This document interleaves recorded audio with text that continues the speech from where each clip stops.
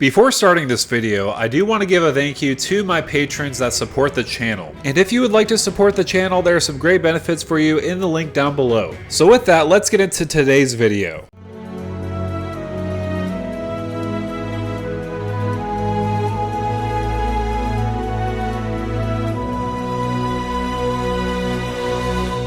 What's going on YouTube? This is Devin coming back at you with another video today on Pub Stomp MTG. So with this video, I am going to go over Saruman the White Hand. A while ago, I did make an upgrade to the Host of Mordor Precon, and Saruman the White Hand was the second commander, but I did want to dive into him a little bit more, mainly because I wanted to dive into Orc Tribal. So first, let's see what he reads. Whenever you cast a non-creature spell, amass Orcs X, where X is the spell's mana value, and Goblins and Orcs you control have Ward 2. This for sure resembles the books and the movies, where he's amassing a big giant army for Sauron so that he could take over Middle-earth with him. Also, giving them protection is a pretty nice touch. Having Ward 2 on all your Goblins and Orcs is huge, so I do like this for what it does. So let's dive into some cards you may want to consider in this deck. I'm going to go over some cards that are in the Precon because, of course, they gave a lot of excellent choices for you in the deck. So first of all, let's discuss the big topic of Orc and Goblin Tribal together uniting against the men of Middle-earth. So the first one I did want to bring your attention to is Gorbag of Minas Morgul. He has that ability whenever a Goblin or Orc you control deals combat damage to a player, you may sacrifice it. When you do, you choose one. You draw a card or you create a treasure token. So let's just say you have 5 Orcs or Goblins on the battlefield and they all deal combat damage. Gorbag will trigger 5 times. You can choose to sacrifice them. If you want to choose all of them, you can. If you want to choose 2 or 3, you can as well. But say, for example, we sacrifice all of them,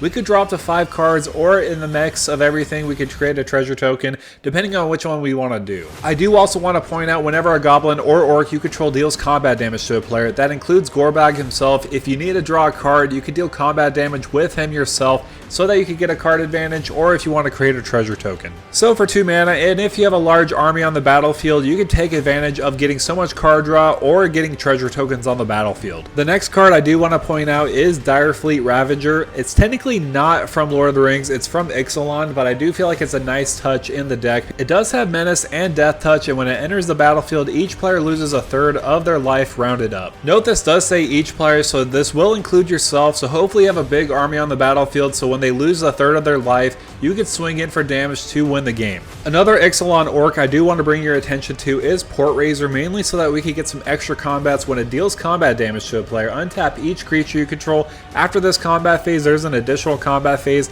and it can't attack a player that it has already attacked this turn. So if we do have a large army on the battlefield, we could swing in for a lot of damage, and it can be extra deadly when we get some extra combats. But let's return back to Middle-earth, talking about Moria Marauder. This is absolutely going to be incredible in any deck you are playing Goblins or Orcs. It does have double strike. Whenever a Goblin or Orc you control deals combat damage to a player, exile the top card of your library. You may play that card this turn. So first of all, I do want to point out it does have double strike, so when this deals combat damage to a player, you'll exile 2 cards from your library and play them that turn. So that's pretty great value, and on top of that, if you do have more Orcs on the battlefield, you do swing with, the more card advantage you will get. With this card, I knew immediately this is going to be an absolute auto-include in a lot of Krenko decks, because this is going to produce so much card advantage for you. If it was just attacking by itself, you'd get 2 cards out of it. That's great value just by itself, but if you have more Goblins or Orcs attacking and dealing combat damage, you're just going to be getting so much value out of this. Another great tribal card I do want to mention is Orcish Siegemaster. So for 3 mana, it does have Trample. Other Orcs and Goblins you control have Trample.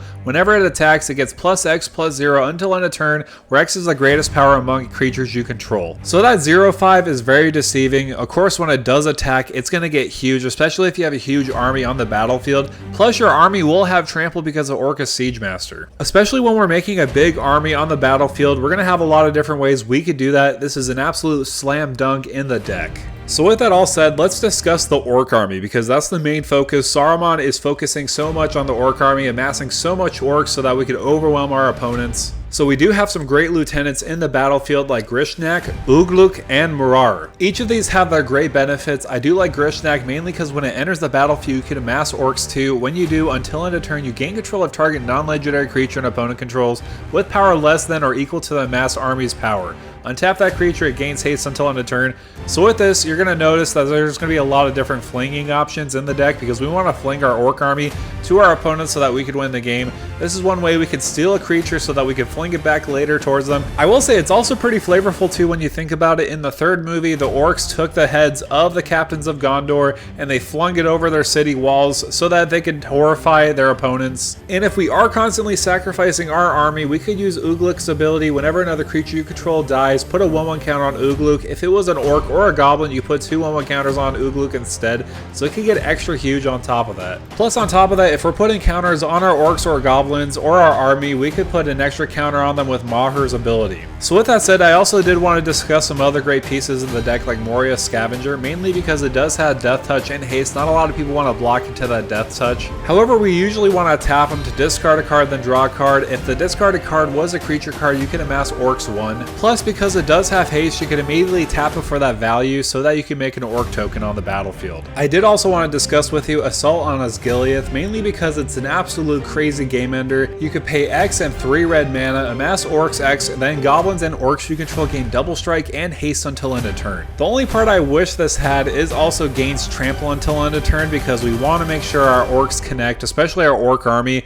and if it gets chump blocked by a 1/1, that's going to be absolutely not that great. But if we do have a mix of Orcs and Goblins on the battlefield, we can make a huge army, then swing in with double strike and haste. I do think this is a great include, even if you don't even pay X into it. But to be quite honest, you're going to be paying X into it most of the time anyways. Obviously, we do have to include Orcish Bowmasters. You don't have to include it though, because it is pretty expensive. I think I see it around $40 or $50. That's absolutely nuts for this card, but I mean, it's worth the hype. It's absolutely incredible, but it does have great abilities of amassing Orcs. I'm not going to talk about it too much because I feel like there's been a lot of discussion about Orcish Bowmasters, and it could potentially get banned. I don't think it should be banned, but there has been talk about it, so I'm not going to discuss it too much because it's an absolute great powerhouse. I did also want to bring your attention to Barad-dûr. So let's discuss what this land does. It enters the battlefield tapped unless you control a legendary creature, which is pretty easy if we do have Saruman on the battlefield. So it does tap for a black mana. On top of that, it does have a good ability for the deck. You could pay double X and a black mana to tap it, amass Orcs X, activate only if a creature died this turn. So what we could do is, if somebody's playing an aristocrat strategy, if they're sacrificing a creature, we could use this ability to tap and then make an Orc army on top of that.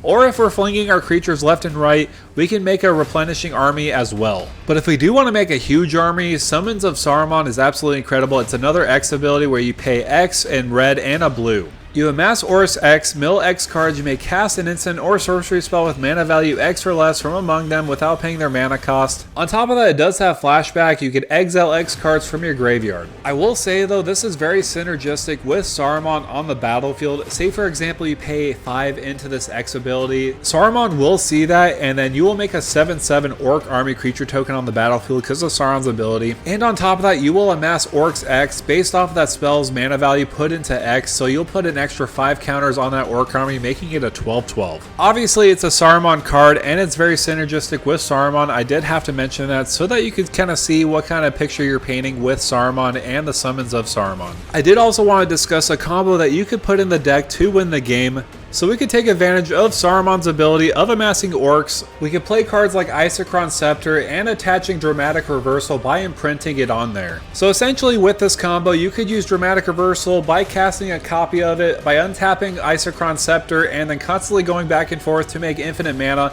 So with that said, with Saruman on the battlefield, you could essentially make a 10,000 Orc army on the battlefield for flavor reasons. And if an Orc army was present, or if you have a haste enabler, you could swing into an opponent that is wide open for the kill. But wait a minute, there's a problem. We already have 2 other opponents that we need to kill, so what we could do is play fling effects like Fling and also Kazul's Fury. If we do have both of those in our hand, what we could do is constantly make an Orc army with Dramatic Reversal and Isochron Scepter. We could fling that 10,000 Orc army at one opponent. Then after that, we could repeat that process of making another 10,000 Orc army, flinging it at another opponent. So with all 3 of your opponents defeated, you could rule Middle Earth with Sauron. However, that's going to do it for me, guys. Thank you guys so much for coming by and watching this video on Saruman the White Hand. So overlooking this commander, he could be a pretty powerful commander in a Spellslinger theme. On top of that, making all your orcs and goblins have Ward 2 is absolutely excellent. Having that protection on them is absolutely critical in case if somebody is trying to remove one of your goblins or your orcs. But let me know down below in the comments, what do you think of Saruman the White Hand? What do you think of some of the other Lord of the Rings commanders? Is there any commander that you would like to see on the video? Let me know down below in the comments.